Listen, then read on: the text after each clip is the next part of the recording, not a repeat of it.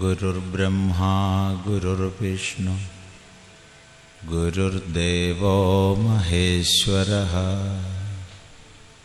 ഗുരുസാക്ഷാത് പരം ബ്രഹ്മ തസ്മൈ ശ്രീ ഗുരവേ നമഃ. ഓം സദാശിവസമാരംഭാം ശങ്കരാചാര്യമധ്യമാം അസ്മദാചാര്യപര്യന്താം വന്ദേ ഗുരുപരമ്പരാം. ഓം.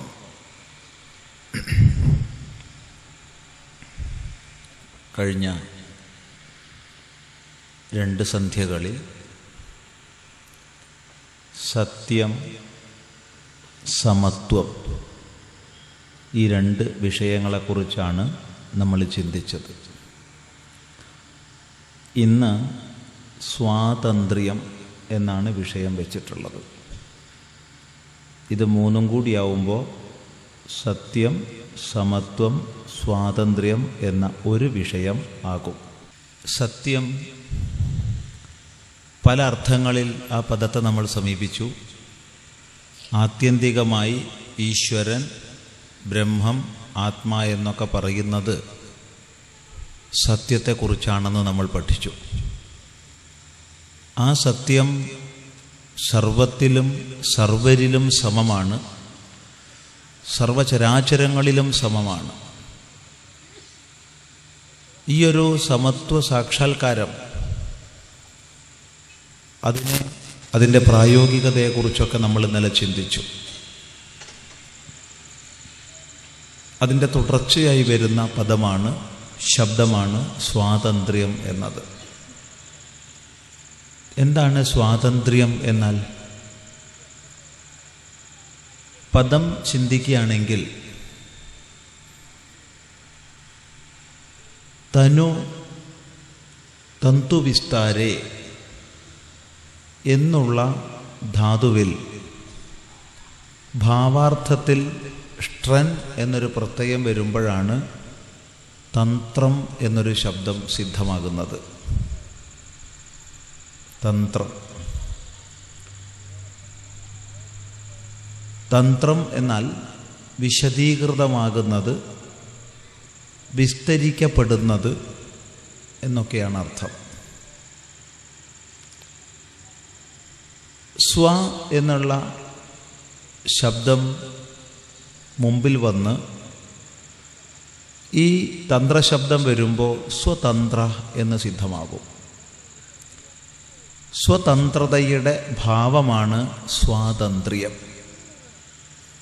സ്വതന്ത്രതയുടെ ഭാവം. ഈ ശബ്ദം പല അർത്ഥതലങ്ങളിൽ നമുക്ക് കാണാം. ഏറ്റവും പരമമായി സ്വാതന്ത്ര്യം എന്നതുകൊണ്ട് ഉദ്ദേശിക്കുന്നത് സകല ബന്ധനങ്ങൾക്കുമുപരി സ്വസ്വരൂപത്തിൽ വിരാജിക്കുന്ന സ്ഥിതിവിശേഷത്തെയാണ്. സർവബന്ധനങ്ങൾക്കുമുപരി സ്വസ്വരൂപത്തിൽ വിരാജിക്കുന്ന സ്ഥിതിയെയാണ് നമ്മൾ സ്വാതന്ത്ര്യം എന്ന ശബ്ദം കൊണ്ട് ഉദ്ദേശിക്കുന്നത്. നമ്മൾ ഈ പ്രപഞ്ചത്തിലേക്ക് നോക്കിക്കഴിഞ്ഞാൽ അതേത് ഘടകത്തെയാവട്ടെ നാം നോക്കുന്നത്, അതിലെല്ലാം സ്വാതന്ത്ര്യത്തിനായി കൊണ്ടുള്ള ഒരഭിലാഷം, ഒരു ഇച്ഛാശക്തി, ആ ഇച്ഛയിൽ നിന്നുണ്ടാവുന്ന പ്രവർത്തനങ്ങൾ, ഇതിനെ നമുക്കൊരു ഭാഗത്ത് കാണാൻ സാധിക്കും. മറ്റൊരു ഭാഗത്താകട്ടെ ഏതേത് ഘടകങ്ങൾ സ്വാതന്ത്ര്യത്തിനായി കൊണ്ട് അഭിലഷിക്കുന്നുവോ അവയെ ഒരു പരിധിക്കുള്ളിൽ ബന്ധിക്കുന്നതിനായി കൊണ്ടുള്ള ശക്തിയെയും കാണാൻ കഴിയും. ഈ 2 ശക്തികളും തമ്മിലുള്ള സാമരസ്യത്തിൽ നിന്നാണ് വാസ്തവത്തിൽ ഈ പ്രപഞ്ചം തന്നെ നിലനിൽക്കുന്നത്.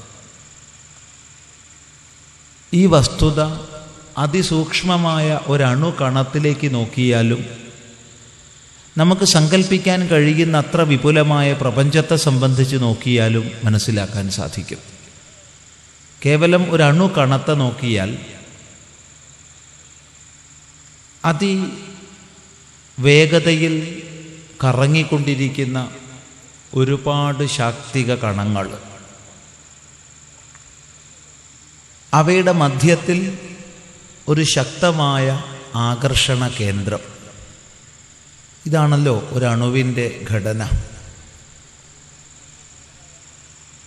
ഈ ആകർഷണ കേന്ദ്രവും അതിനു ചുറ്റും അമിത വേഗതയിൽ കറങ്ങിക്കൊണ്ടിരിക്കുന്ന ശാക്തിക കണങ്ങളും എങ്ങനെയാണ് അപ്രകാരം പ്രവർത്തിക്കുന്നത് എന്നന്വേഷിക്കുമ്പോൾ നിപുണന്മാരായ ശാസ്ത്രജ്ഞന്മാർ നമ്മളോട് പറഞ്ഞു തരും,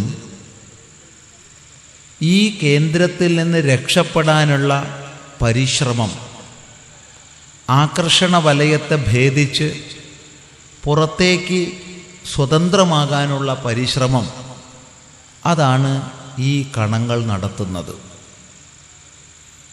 ആ കണങ്ങളെ അതിശക്തമായ ആകർഷണം കൊണ്ട് കേന്ദ്രം മധ്യത്തിലേക്ക് വലിക്കുന്നു. ഈ രണ്ട് പ്രവർത്തനങ്ങളുടെയും ഒന്നിച്ചുള്ള ഈ ഫലമാണ് അതിവേഗതയിൽ ഇവ കറങ്ങുക എന്നതിനെ ചെയ്യുന്നത്. ഇങ്ങനെയാണ് ഒരു അണുകണം രൂപപ്പെട്ടിട്ടുള്ളത്. ഇതിനെ നമ്മൾ ബാഹ്യമായ പ്രപഞ്ചത്തിലേക്ക് കൊണ്ടുപോയാൽ, ഈ സൗരയൂഥമായാലും ശരി, അതിനും അപ്പുറത്തോട്ടുള്ള ബ്രഹ്മാണ്ഡ സങ്കല്പമായാലും ശരി, ഇതേ ക്രമത്തിലാണ് നമുക്ക് ആചാര്യന്മാർ ഉപദേശിച്ചു തരുന്നത്. ഈ ശക്തികളുടെ പരസ്പര ആകർഷണവും തത്ഫലമായുണ്ടാവുന്ന സമരസതയും കൊണ്ടാണ് നിരന്തര ചലനവും നിരന്തര സ്ഥായീഭാവവും ഒരുപോലെ ഉണ്ടാവുന്നത്. ഈ വിഷയം ശാസ്ത്ര അന്വേഷണ മാർഗത്തിലൂടെ നാം കൂടുതൽ മനസ്സിലാക്കേണ്ടതാണ്.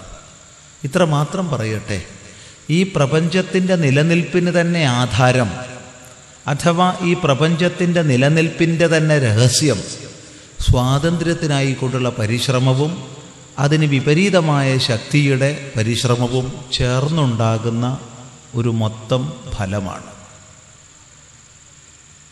സ്വാതന്ത്ര്യത്തിനായിക്കൊണ്ട് എല്ലാവരും അഭിലഷിക്കുന്നു. അണുകണം പോലും എന്ന് പറഞ്ഞ് തുടങ്ങുമ്പോൾ എല്ലാവരും സ്വാതന്ത്ര്യത്തിനായിക്കൊണ്ടാണ് അഭിലഷിക്കുന്നത്. ആരും പാരതന്ത്ര്യം ആഗ്രഹിക്കുന്നില്ല. ലോകത്തിൽ ഏതൊരു ജീവിയായാലും ഏതൊരു വ്യക്തിയായാലും അതെല്ലാം സ്വാതന്ത്ര്യത്തിനാണ് അഭിലഷിക്കുന്നത്. എന്തിൽ നിന്നുള്ള സ്വാതന്ത്ര്യത്തിന്? അവിടെ മറുപടി എല്ലാ പ്രകാരത്തിലുമുള്ള സ്വാതന്ത്ര്യത്തിന്.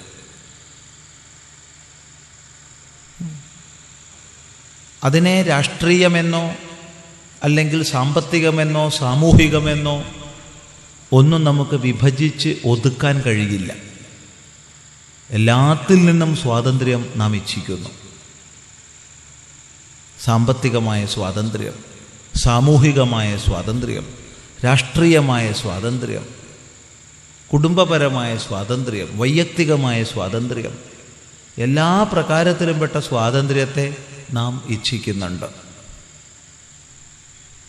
എന്ന് മാത്രമല്ല, അതിനായിക്കൊണ്ട് പ്രവർത്തിക്കുന്നുണ്ട്. ഈ പ്രവർത്തനം സംഭവിക്കുമ്പോൾ തന്നെ അതിന് വിരുദ്ധമായി നമ്മെ ബന്ധിക്കാനുള്ള ശക്തിയുടെ പ്രവർത്തനവും സംഭവിക്കുന്നുണ്ട്.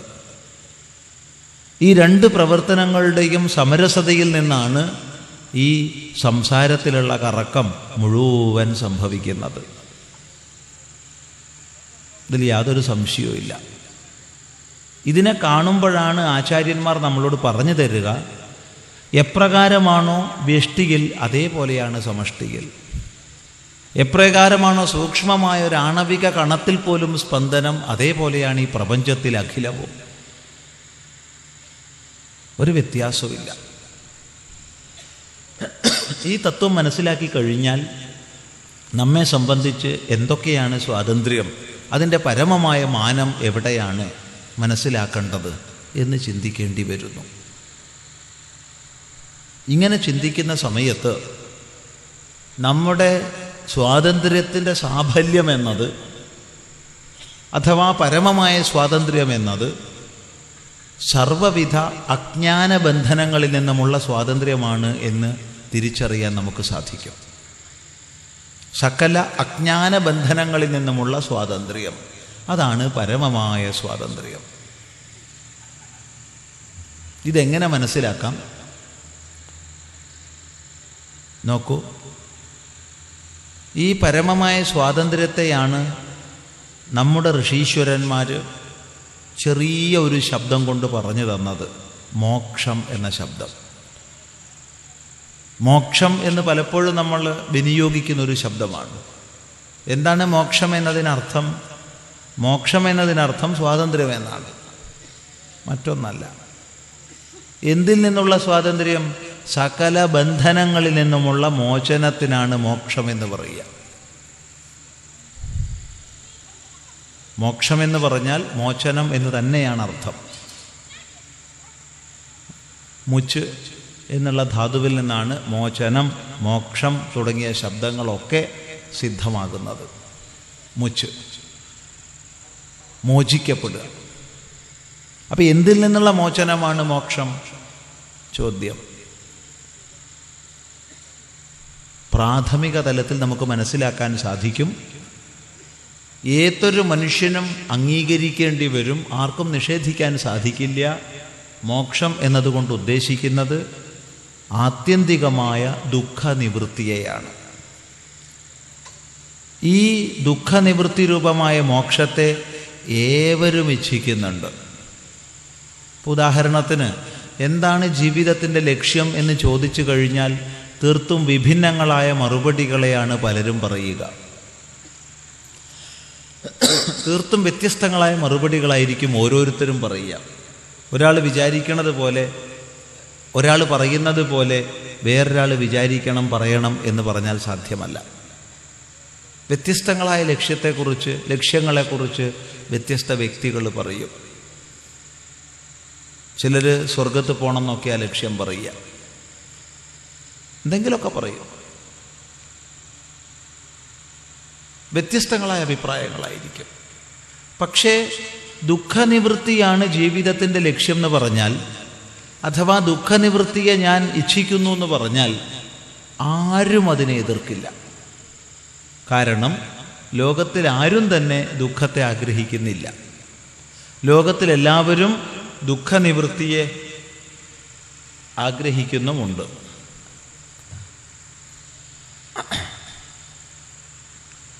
എല്ലാവരും ദുഃഖനിവൃത്തിയെ ആഗ്രഹിക്കുന്നുമുണ്ട്. എല്ലാ പ്രകാരത്തിലും പെട്ട ദുഃഖങ്ങൾ ഇല്ലാതാവണം, ഈ സങ്കല്പം എല്ലാവർക്കും ഉണ്ട്. എല്ലാ പ്രകാരത്തിലും പെട്ട ദുഃഖങ്ങൾ ഇല്ലാതാവണം. എപ്പോഴില്ലാതാവണം? എപ്പോഴില്ലാണ്ടാവണം ആത്യന്തികമായ ദുഃഖങ്ങളൊക്കെ? മരണാനന്തരം ഏതെങ്കിലും ലോകത്ത് പോയിട്ടല്ല ദുഃഖങ്ങൾ ഇല്ലാണ്ടാവേണ്ടത്.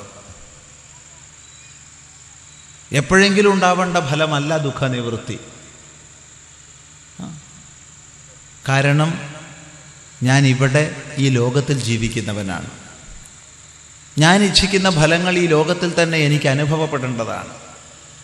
ഞാൻ കാണാത്ത ഏതോ സ്വർഗത്തെക്കുറിച്ചോ ഏതോ മരണാനന്തര ലോകത്തെക്കുറിച്ചോ എന്നോട് പറഞ്ഞിട്ട് എനിക്ക് യാതൊരു താല്പര്യവും അതിലില്ല.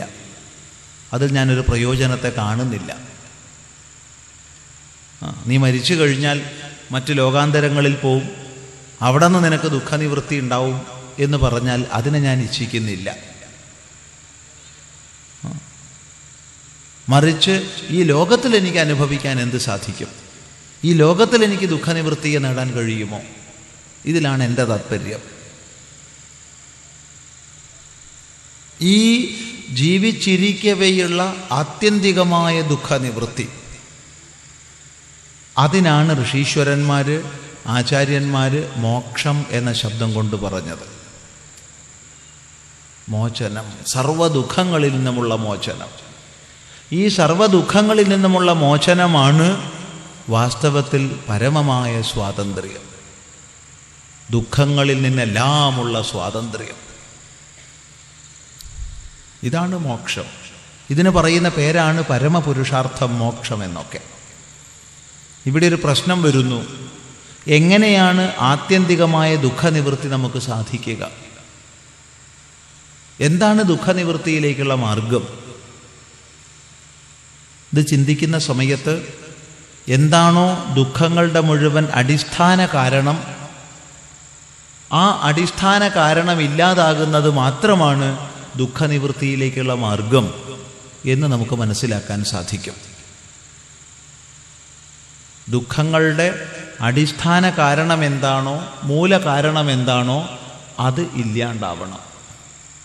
അല്ലാതെ എന്തെങ്കിലും ബാഹ്യങ്ങളായ സുഖ സാഹചര്യങ്ങൾ കൈവന്നതുകൊണ്ടോ താൽക്കാലികമായി ദുഃഖങ്ങളെ വിസ്മരിച്ചതുകൊണ്ടോ ദുഃഖനിവൃത്തിയാവുന്നില്ല. ദുഃഖങ്ങളുടെ അടിസ്ഥാന കാരണം നീങ്ങണം. എന്താണ് ദുഃഖങ്ങളുടെ അടിസ്ഥാന കാരണം? പലപ്പോഴും നമ്മൾ നമ്മുടെ ദുഃഖങ്ങളുടെ കാരണത്വം മറ്റു പലരിലും കെട്ടിവെക്കാറുണ്ട്. അവനെന്നെ ദുഃഖിപ്പിച്ചു, അവളെന്നെ ദുഃഖിപ്പിച്ചു എന്നൊക്കെ പല സാഹചര്യങ്ങളിൽ നമ്മൾ ചാർത്താറുണ്ട് ദുഃഖങ്ങളുടെ കാരണത്വം. പക്ഷേ വാസ്തവത്തിൽ നമ്മുടെ ദുഃഖങ്ങളുടെ കാരണത്വം നമ്മിൽ തന്നെയാണ്, മറ്റാരിലുമല്ല. മറ്റാരിലുമാണ് എന്ന് കണക്കാക്കി കഴിയുന്നത് കൊണ്ട് നമുക്ക് പ്രയോജനവുമില്ല. എവിടെയാണ് ദുഃഖങ്ങളുടെ അടിസ്ഥാന കാരണം? അവിടെ ഋഷീശ്വരന്മാർ നമ്മളോട് യുക്തിഭദ്രമായി പറഞ്ഞു തരും.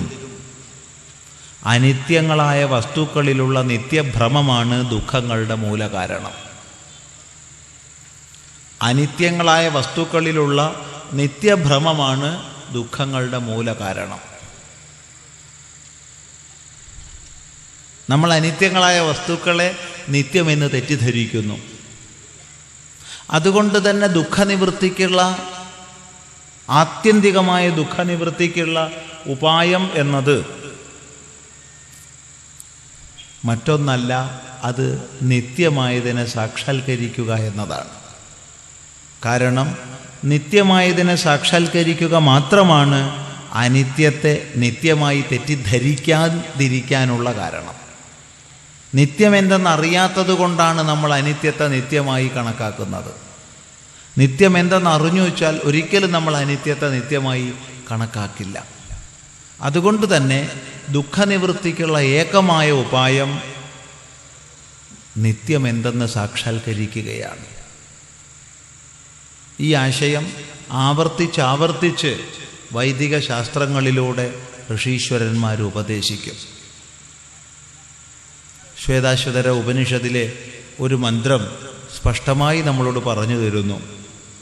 യഥാ ചർമ്മവദാകാശം വേഷ്ടയിഷ്യന്തി മാനവാഃ തദാ ദേവമവിജ്ഞായ ദുഃഖസ്യാന്തോ ഭവിഷ്യതി.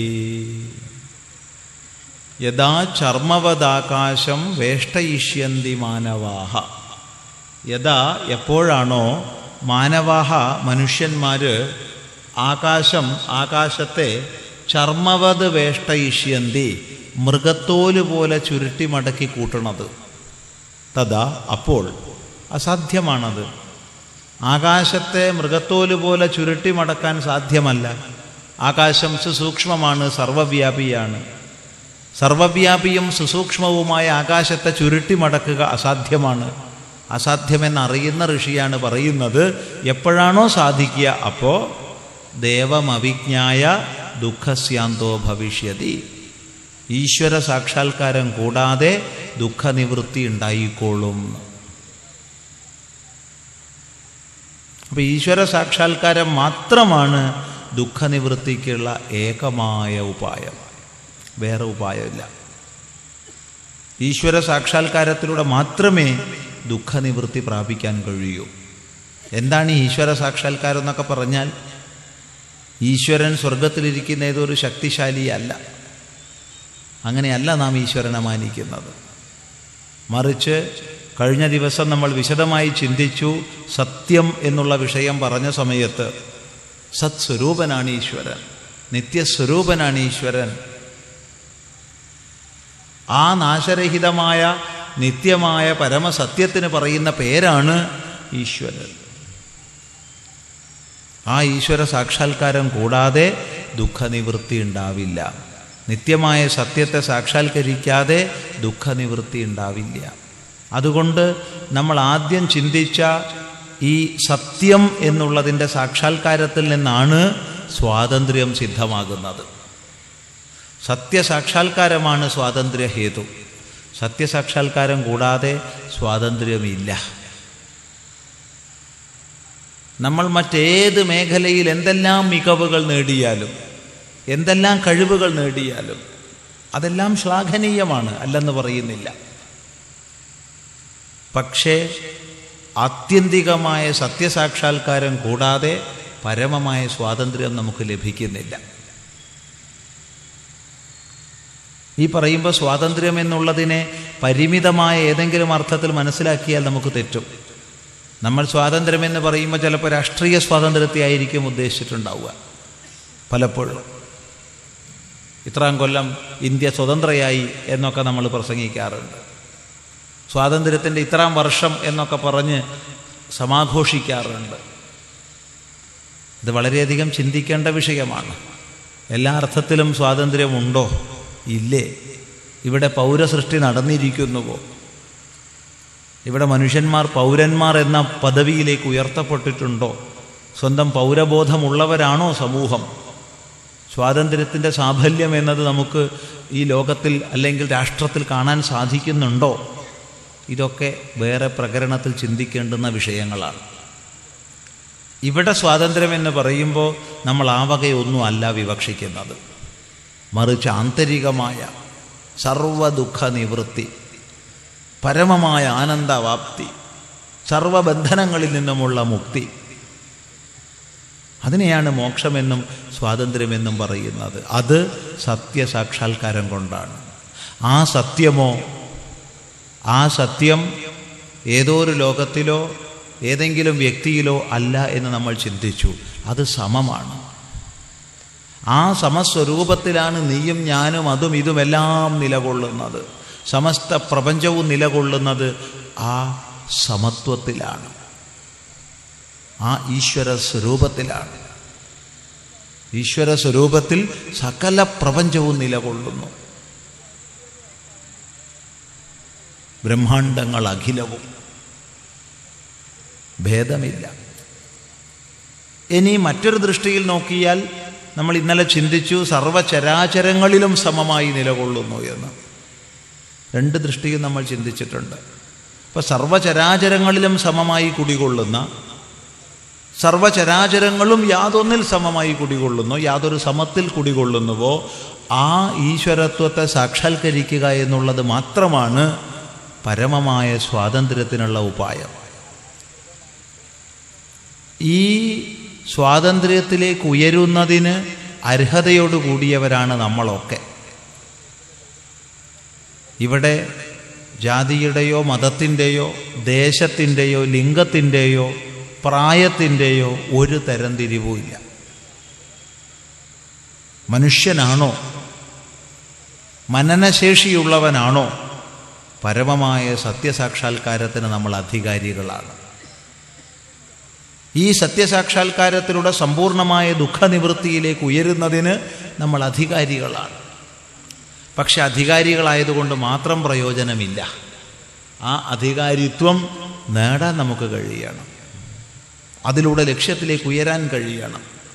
അതിന് ഈ വക വിചാരങ്ങളെ നമ്മൾ ചെയ്ത് സ്വാതന്ത്ര്യത്തിൻ്റെ വിവിധ മാനങ്ങളെ മനസ്സിലാക്കി അതിലേക്ക് ഉയരാനായിക്കൊണ്ടുള്ള പരിശ്രമം, സാധന അനുഷ്ഠിക്കുക.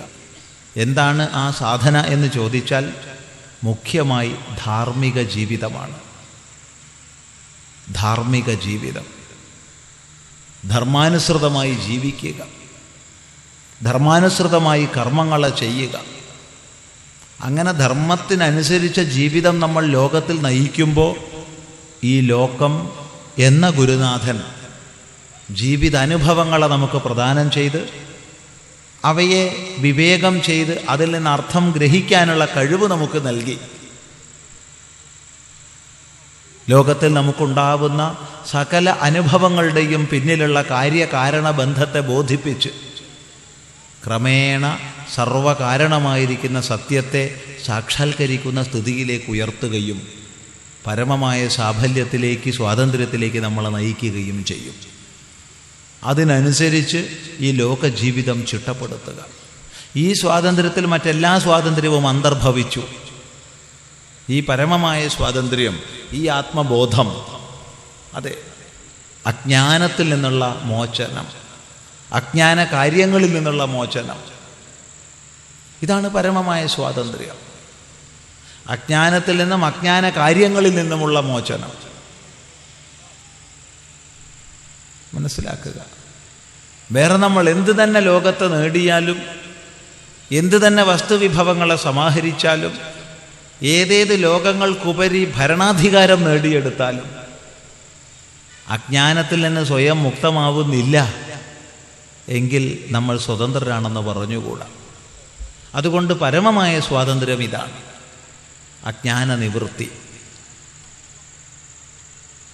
ഈ പരമമായ തലം മാത്രം മനസ്സിലാക്കിയാൽ പോരാ. നമ്മൾ സമൂഹത്തിൽ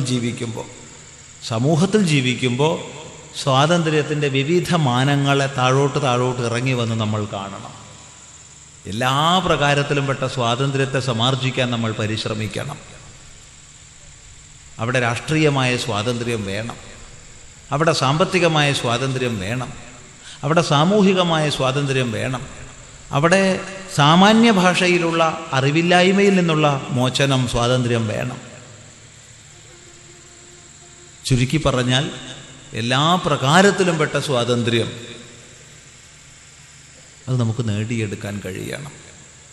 ആർക്കാണ് സ്വാതന്ത്ര്യം നേടാൻ കഴിയുന്നത്? സ്വാതന്ത്ര്യം നേടാൻ കഴിയുന്നത് ധീരന്മാർക്കാണ്, കരുത്തന്മാർക്കാണ്.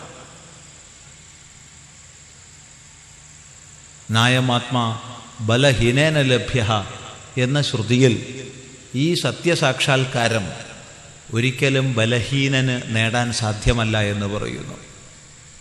അതുകൊണ്ട് തന്നെ വിചാരത്തിൽ നിന്ന് നമ്മൾ സമാർജിക്കുന്ന കരുത്ത്, ആ കരുത്തോടുകൂടി ലോകത്തിൽ ജീവിക്കുകയും നമുക്ക് ജീവിതത്തിലുണ്ടാവുന്ന അനുഭവങ്ങളെ മുഴുവൻ വ്യക്തിബാഹ്യമായി,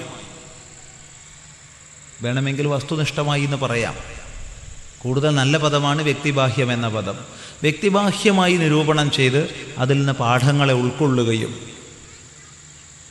അങ്ങനെ ക്രമികമായി ഉയരുകയും വിവേകത്തെ വളർത്തിയെടുത്ത് ഒരു ഭാഗത്ത് ധർമാചരണത്തിലൂടെ ചിത്തശുദ്ധിയെ വളർത്തുന്നു, ഈ ലോക ജീവിതത്തിൽ നമ്മൾ അനുഭവങ്ങളെ വിലയിരുത്തി വിവേകശേഷി വളർത്തുന്നു. അങ്ങനെ ക്രമികമായ പദ്ധതിയിലൂടെ സത്യസാക്ഷാത്കാരത്തിലേക്ക്, പരമമായ സ്വാതന്ത്ര്യപ്രാപ്തിയിലേക്ക് ഉയരാൻ നമുക്ക് ജീവിതത്തെ വിനിയോഗിക്കാൻ സാധിക്കണം. അവിടെയാണ് ഈ ലോക ജീവിതത്തിൽ നമുക്ക് നേടിയെടുക്കാനുള്ള പരമപുരുഷാർത്ഥ പ്രാപ്തി. അപ്പോഴാണ് ഈ സത്യം, സമത്വം, സ്വാതന്ത്ര്യം എന്നുള്ള വിഷയം സമഗ്രമായി ഏകീഭവിക്കുന്നത്. സ്വാതന്ത്ര്യം എന്നുള്ള വിഷയത്തിൻ്റെ വിസ്തരണത്തിലേക്ക് കടക്കാൻ ഉദ്ദേശിക്കുന്നില്ല. നേരത്തെ ഇവിടെ എല്ലാവരും ഒന്നും രാവിലത്തെ പരിപാടിക്കില്ലെങ്കിലും രാവിലെ പറഞ്ഞു, കൂടുതൽ സംശയ നിവാരണങ്ങൾക്ക് അവസരമുണ്ടാക്കുക എന്നുള്ളതിനായിക്കൊണ്ട് പ്രഭാഷണം ഒരു പേരിന് മാത്രം 5-10 മിനിറ്റ് മാത്രം ചെയ്ത് ബാക്കി നമുക്ക് സമയം സംശയ നിവാരണങ്ങൾക്ക് നീക്കിവെക്കാം. അതാണ് കൂടുതൽ സമൂഹത്തിന് ഉപകാരപ്രദം. അല്ലാതെ കേവലം പ്രഭാഷണം കേട്ട് നീറ്റ് പോയിട്ട് ഒരു കാര്യവുമില്ല. അതുകൊണ്ട് ഒരു വിഷയം എന്നുള്ളതിന് പകരം അനേകം വിഷയങ്ങളാവട്ടെ. നമുക്ക് അതിന് എന്ത് ചോദിക്കാനുണ്ടെങ്കിലും ചോദിക്കാനുള്ള അവസരം ഉണ്ട്. അറിയുന്നതാണെങ്കിൽ മറുപടി പറയും. ഇവിടെ പ്രഭാഷണത്തിനല്ല കൂടുതൽ പ്രാധാന്യം, സംശയ നിവാരണത്തിനാണ് എന്നതുകൊണ്ട് അതിലേക്ക് പ്രവേശിക്കുന്നു. ഇവിടെ സ്വാതന്ത്ര്യം എന്ന വിഷയത്തിൻ്റെ പരമമായ അർത്ഥമാണ് ചിന്തിച്ചത്, അതിൽ എല്ലാം അന്തർഭവിക്കും എന്നുകൂടി മനസ്സിലാക്കുക. ശരി, ഇവിടെ ഈ പ്രഭാഷണത്തേക്കാൾ ആവശ്യം സംശയ നിവാരണം എന്നുള്ളത് കൊണ്ടാണ് സമയക്രമം ഇങ്ങനെ മാറ്റുന്നത് എന്ന് ശ്രദ്ധിക്കുക.